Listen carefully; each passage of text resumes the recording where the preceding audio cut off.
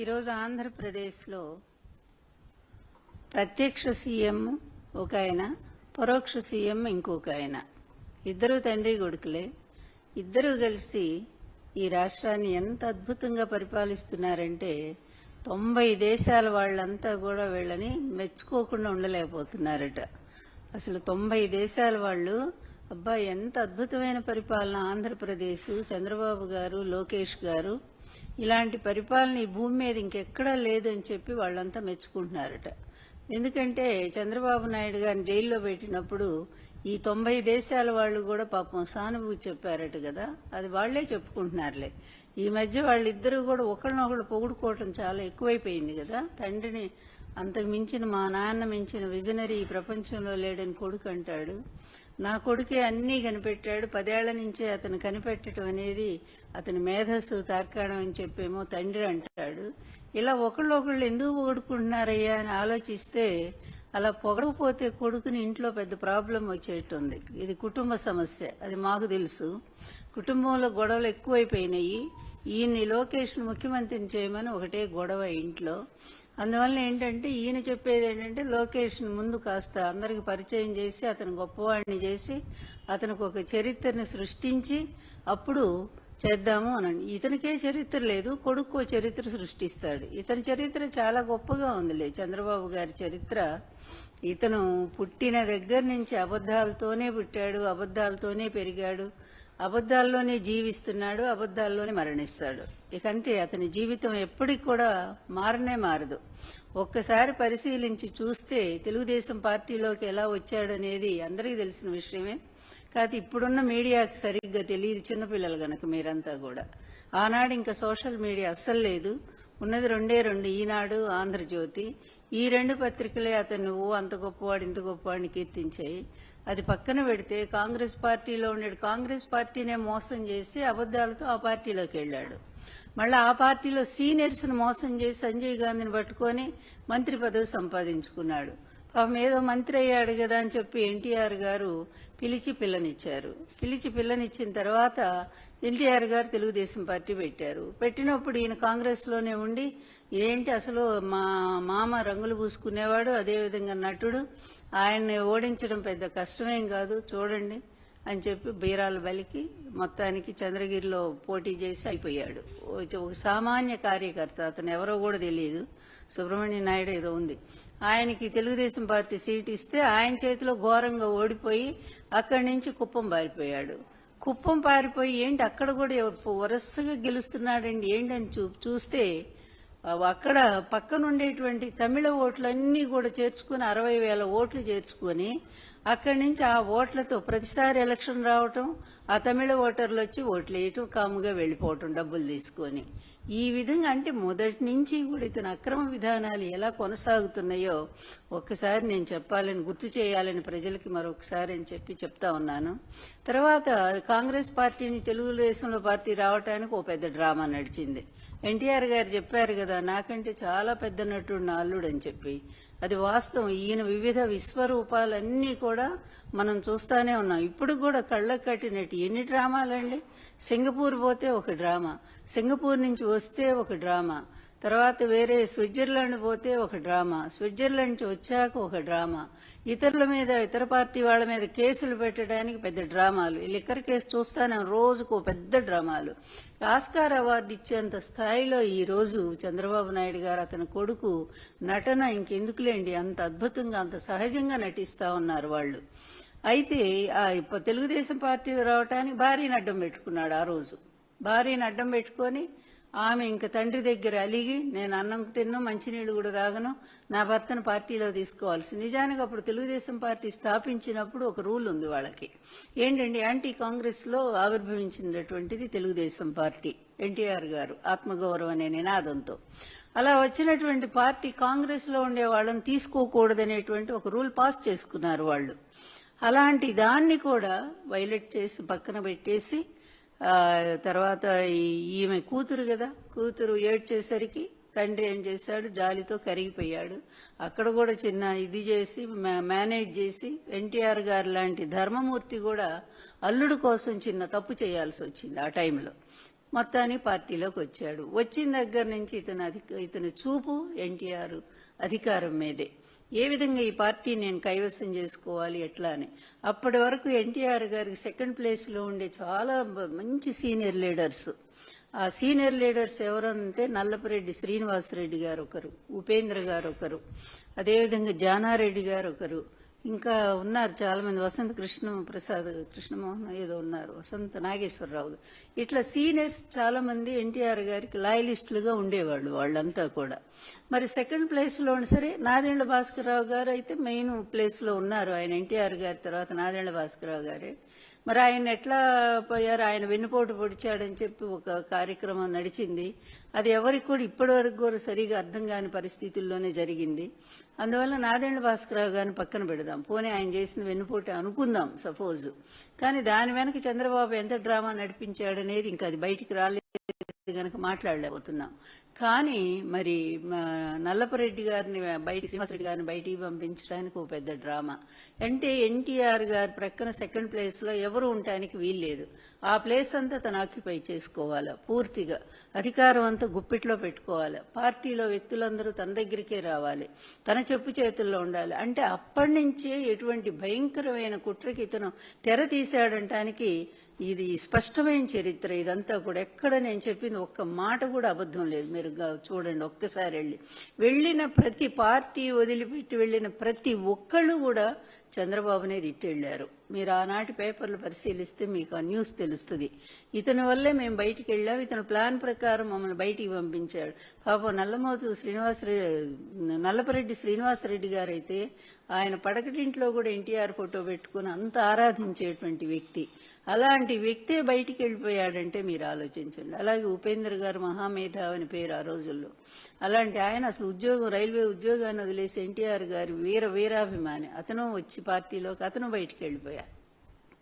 ఇలా ఎన్టీఆర్ గారి పక్కనున్న వాళ్ళందరినీ కూడా బయటికి పంపించేసి ఎక్కువ నారాయణ ఈయనొక్కడే మొత్తం పెత్తనం. ఇక పాపం ఎన్టీఆర్ గారు ఇంకెవరి మీద డిపెండ్ అవ్వాలి, సొంత అల్లుడు కదా. అందులో సీనియర్స్ అంతా బయటికి వెళ్ళిపోయారు, జానారెడ్డి గారు వెళ్ళిపోయారు. ఎవరి మీద ఆధారపడాలంటే ఇక అల్లుడే దిక్కయ్యాడు. అందుకని మొత్తం ప్రధాన కార్యదర్శి పోస్టులు ఇచ్చి నాయన నువ్వే చూడు పార్టీ అంతా, ఎవరు వచ్చినా కూడా అదిగో అబ్బాయి దగ్గరికి వెళ్ళండి, చంద్రబాబు దగ్గరికి వెళ్ళండి అని చెప్పేవారు. ఇట్లా అతను పార్టీలో పార్టీ మీద ఒక పట్టు సాధించుకుంటూ వస్తున్నాడు. తనకి ఇష్టమైన వాళ్ళందరినీ కమిటీల్లో వేసుకోవడం ప్రారంభించాడు. ఎందుకంటే అతని ఒకటే ఉంది, అతని గోల్ ఏంటి, సీఎం పోస్టు. మొదటి నుంచి కూడా పాపం అమాయకుడైనటువంటి ఎన్టీఆర్ గారు ఇతని దుర్మార్గాన్ని కనిపెట్టలేకపోయాడు. ఎప్పుడు కూడా మన ఇంట్లో ఉండేటువంటి వాళ్ళు మనకి వెన్నుపోటు పొడుస్తారని మనం ఊహించలేము. కానీ ఇంట్లో ఉండే వాళ్ళ వల్ల ఎక్కువ ప్రమాదాలు జరుగుతాయని మనం ఈ మధ్య కూడా చూస్తూనే ఉన్నాం, వైఎస్ఆర్ ఫ్యామిలీలో కూడా. అందువల్ల దారుణంగా ఇట్లాంటి వెన్నుపోటుకి అప్పటి నుంచే శ్రీకారం చుట్టాడు. దానికి ఎవరు కావాలి, అదిగో పత్రికలు కావాలి, ప్రచారానికి పబ్లిసిటీకి పత్రికలు కావాలా. అందువల్ల ఈనాడు అప్పటికే ఎన్టీఆర్ గారితో ఈనాడు విభేదించి ఉన్నాడు రామోజీరావు. ఎందుకంటే ఆయన చెప్పిన పనులు ఈయన చేయలే. 100 ఎకరాలు ఆయన అడిగితే ఎన్టీఆర్ ఒప్పుకోలు. మన జగన్మోహన్ రెడ్డి గారు లాగానే జగన్మోహన్ రెడ్డి గారు కూడా అన్యాయాన్ని ఒప్పుకోరు గనుకనే కుటుంబం దూరమైంది, అది వేరే విషయం. ఆ రోజు కూడా సేమ్ అంతే, ఎన్టీఆర్ గారు ఒప్పుకోలేదు. నీ ఇష్టం వచ్చినట్టు పేదవాళ్ల భూములు ఎలా ఆక్రమిస్తావు అని చెప్పి ఆయన ఒప్పుకోలేదు. దాంతో ఇక రామోజీ కక్ష కట్టాడు, ఈయన దించేయాలి ఎట్లయినా, ఎన్టీఆర్ మళ్ళీ రాకూడదు పదవిలోకి, ఆ స్థానంలో ఒక కీలు బొమ్మను పెట్టాలా, తన చేతిలో పూర్తిగా ఆటలాడేటువంటి ఒక బొమ్మ కావాలా. అది ఎవరంటే అధికారం కోసం వెంపర్లాడేటువంటి వాడు, ఏ స్థాయికైనా సరే అధికారం కోసం దిగజారిపోయేవాడు, ఆఖరి కాళ్ళ దగ్గర కూర్చోవడానికి కూడా సిద్ధపడేటువంటి వాడు ఎవరున్నారని ఆలోచిస్తే ఇదిగో దొరికాడు, చంద్రబాబు దొరికాడు. ఈ చంద్రబాబుతో మంతనాలు, ఇద్దరు కూడా మంతనాలు చేసుకున్నారు. ఇంతలో ఎన్టీఆర్ గారు ఆరోగ్యం బాగాలేక నన్ను పెళ్లి చేసుకున్నారు ఆయన. వాళ్ళు ఊహించలే ఇలా జరుగుతుందని. ఎందుకంటే ఎన్టీఆర్ గారు ఆరోగ్యం బాగాలేదు, ఆయన పడిపోతే శుభ్రంగా మేము వచ్చి ఇదంతా కూడా ఈ పార్టీ మీద పెత్తనం చేసి పేరు ఆయిందను, ఓట్లు మాయి అధికారం మాది అనుకోని చెప్పి అనుకున్నారు. వాళ్ళు ఊహించని విధంగా ఎన్టీఆర్ గారు నన్ను పెళ్లి చేసుకొని ప్రజల్లో తీసుకెళ్లారు. ఆయన ప్రజల్లో తీసుకెళ్తే అదొక స్పెషల్ అట్రాక్షన్ అయిపోయింది, బాగా స్పెషల్ అట్రాక్షన్ అయింది. దాంతో జనాలు లక్షలు అసలు సభలకు నన్ను పోనీయకుండా చేయడానికి కూడా భయంకరమైన కుట్ర చేశారు ఈయన చంద్రబాబు గారు ఫస్ట్ నుంచి. అప్పటి నుంచే నా మీద, మా పెళ్లి దగ్గర నుంచి నా మీద వ్యతిరేక వార్తలు ప్రారంభమైపోయినాయి. ఈ 2 పేపర్లో కూడా ఎప్పటికప్పుడు ఎన్టీఆర్ ఖండించారు. అయితే ఈ ప్రజల్లోకి వెళ్ళిన తర్వాత ప్రజల నుంచి అనూహ్యమైన స్పందన, ఆ రిజల్ట్ ఏంటనేది ఎలక్షన్లో చూశారు. ఎలక్షన్లో ఆ రోజుల్లో 294 సీట్లకు గాను ఒక సీట్ ఏదో కంటెస్ట్ చేయలేదు. అప్పుడు 293 సీట్లకు గాను కమ్యూనిస్ట్ పార్టీలు, ఉభయ కమ్యూనిస్ట్ పార్టీలతో కలిసి 256 సీట్లు గెలుచుకున్నారు. అదొక రికార్డు, విక్టరీ కాదు, హిస్టరీ. అట్లాంటి గెలుపులో మరి నేను భాగస్వామి ఉన్నాను కదా. ఆ రోజు నన్ను వెంట పెట్టుకునే ఈ చంద్రబాబు రాలేదు, ఈ దగ్గుబాటి రాలేదు, కొడుకులు రాలేదు, ఎవరు రాలేదు కదా. మేమంది ఇద్దరమే కదా మొత్తం రాష్ట్రం, అప్పుడు ఉమ్మడి రాష్ట్రం ఆంధ్రప్రదేశ్ అంతా పర్యటించాము. ఈ ఉమ్మడి రాష్ట్ర పర్యటనలో మొత్తం లక్ష్మీపార్వతి ఎన్టీఆర్ గారికి అండగా నిలబడింది.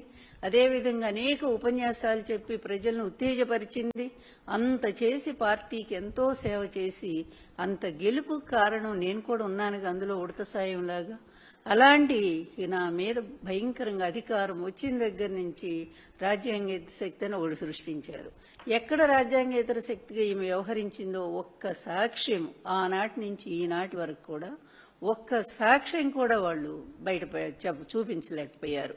ఈరోజు జగన్ గారి మీద ఏ విధంగా అయితే ఇన్ని అబద్ధాలు, లిక్కర్ కేసు ఒకటి మోపి, అబద్ధపు కేసు, అక్రమ కేసు ఒకటి మోపి, ఇష్టం వచ్చినట్టుగా రోజుకు ఒక ఏదో కారణాన్ని చూపిస్తూ అబద్ధాల సాక్ష్యాలను తీసుకొస్తూ మరి అరెస్టులు చేస్తూ విచ్చలవిడిగా ప్రవర్తిస్తున్నటువంటి చంద్రబాబు నాయుడు ఆ రోజు నుంచి ఈ రోజు వరకు కూడా ఇదే పద్ధతి. ఇక ఫైనల్గా ఏంటంటే అతనికి ఏ విధమైన సెంటిమెంట్స్ లేవు. అధికారం అనే సెంటిమెంట్. అధికారం ఎందుకయ్యా అంటే అవినీతి, డబ్బు సంపాదించడానికి. అవినీతిలో డబ్బు ఎందుకు సంపాదించాడు? అతని గోల్ ఒక్కటే. ఆ రోజుల్లో 2 ఉండే అనేవారు. ఒకటి అది చెప్పకూడదు, అది నేను చెప్పను, బాగుండదు. రెండోది ఏంటంటే బిల్ గేట్స్ మించినటువంటి ధనవంతుడు కావాలి ఈ ప్రపంచంలో. అందువల్ల ధనవంతుడు కావాలనేటువంటి ఒకే ఒక లక్ష్యం ఇతని బాల్యం నుంచి. అతి పేదరికంలో పుట్టాడు. కనీస అవసరాలు కూడా అందించలేనటువంటి సామాన్య కుటుంబం అది. 2 ఎకరాలు, ఆ 2 ఎకరాల్లో అంత పెద్ద కుటుంబం బతకాల. అందువలన ఇతను ఎవరో సాయం చేస్తూ ఉంటే చదువుకుంటూ బయటకు వచ్చాడు. వచ్చినప్పుడు కూడా అక్కడ హాస్టల్లో, ఎక్కడ ఎస్వి యూనివర్సిటీలో అనేక కుల గొడవలు సృష్టించాడు. రెడ్లు, కమ్మ అంటూ ఈ మధ్య లేనిది కూడా అంతకుముందు ఏమీ లేవు. అట్లాంటి చోట ఇతని ప్రయోజనం కోసం ఇక ఆ స్టూడెంట్స్ ఇచ్చే డబ్బులతో తన పబ్బం గడుపుకుంటూ ఈ విధంగా ఒక కులతత్వాన్ని రెచ్చగొట్టి వాళ్ళ మధ్య గొడవలు పెట్టి ఈరోజు చూస్తున్నాం కదా మాదిగా మాల. ఈ రెండింటినీ కూడా ఎవరు విడదీశారు? చంద్రబాబు నాయుడే కదా. కేవలం తన స్వార్థం కోసం ఇద్దరు అన్నలదమ్ముల్లా కలిసిమెలిసి ఉన్నటువంటి వాళ్ళిద్దరినీ కూడా వర్గీకరణ పేరుతో విడదీసి పడేశాడు. ఈయన తర్వాత అసలు గోల్ పెట్టుకున్నాడుగా లక్ష్మీపార్వతిని నేను రావడంతో ఎన్టీఆర్ పదవికి ఎసురు పెట్టేశాడు. పెట్టిన తర్వాత అక్కడి నుంచి ఎన్టీఆర్ గారు కొంచెం మేలుకొని వాళ్ళ పార్టీని సస్పెండ్ చేశాడు. 5 మినిస్టర్లని చంద్రబాబు, అది అశోక్ గజపతిరాజు.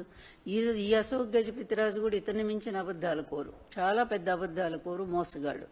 అదేవిధంగా దేవేంద్ర గౌడ్, ఇంకోళ్ళు ఉన్నారు, అతను ఎవరు, నల్గొండ ఆయన రెడ్డి, మాధవరెడ్డి, ఇలా 5 పార్టీ నుంచి సస్పెండ్ చేశారు. చేసినా కూడా గవర్నర్ను కూడా కన్విన్స్ చేసుకుని ఆ రోజు ఎన్టీఆర్ చేసిన తర్వాత ఏ విధంగా యాక్సెప్ట్ చేస్తారండి వాళ్ళని ఈ పార్టీకి అధ్యక్షులుగా? కానీ చేసేసారు. అన్ని మేనేజ్ చేసుకోవడమే. అటు గవర్నర్ని, తర్వాత ఎలక్షన్ కమిషన్ని, ఇన్ని రకాలుగా. ఆ తర్వాత ఎన్టీఆర్ గారు అసలు ఆయన బ్రతికుండగా ఇంటికి పెద్ద, ఈ పార్టీ వ్యవస్థాపక అధ్యక్షుడు, ఆయన ఆ విధంగా అతి దారుణంగా వైస్రాయ్ హోటల్ దగ్గర చెప్పులేసి అవమానం చేసి, తర్వాత ఆయన బ్యాంకు ఖాతాలో ఉండేటువంటి డబ్బులు మొత్తం కూడా పార్టీ సొమ్మంతా కూడా స్టే ఆర్డర్ తెచ్చి చేస్తే తట్టుకోలేక అవమానాలు ఆయన గుండెకి చనిపోయారు. అతనికి కావాల్సింది అదే కదా. అతనికి ఏంటంటే ఎవ్వరు నిష్కంటకంగా ఉండాలి, పార్టీలో ఎవరు అడ్డం ఉండకూడదు. నేను వచ్చేసరికి నేను అడ్డవుతానని అతను అనుకున్నాడు. ఎన్టీఆర్ గారికి లక్ష్మీపార్వతి అంటే ఇష్టం కనుక నెక్స్ట్ ఈమెకి ఏదన్నా పదవి గట్టి పెడతాడేమో. నిజంగానే ఎన్టీఆర్ గారు 2 సార్లు ఆఫర్ ఇచ్చినా కూడా నేను తీసుకోలే, నాకు రాజకీయాలంటే ఇంట్రెస్ట్ లేదని ఆ రోజే చెప్పాను నేను. అయినా సరే లేనటువంటి కాంక్షను నాకు అంటగట్టారు. ఈమె అధికారం కోసమే వచ్చింది, డబ్బు కోసమే వచ్చిందని. ఆ 2 అబద్ధం అని చెప్పి కాలక్రమంలో అది కూడా అర్థమైపోయింది. ఈ 2 కూడా ఆమెకి ఇంట్రెస్ట్ లేదనేది, నా దగ్గర డబ్బు లేదు, అధికార వ్యామోహం లేదని. అయినా సరే అవే మాట్లాడతారు. జగన్ గారు 1,00,00,000 కోట్ల అవినీతి అంటూ ఏ విధంగా అప్పటి నుంచి ఇప్పటి వరకు ఇప్పుడు కేసులన్నీ కూడా ఏమి లేదని చెప్పి ఈడీ సిబిఐ అన్నీ కూడా చెప్పేసినా కూడా 1,00,000 కోట్లని ప్రచారం జరుగుతూనే ఉంది.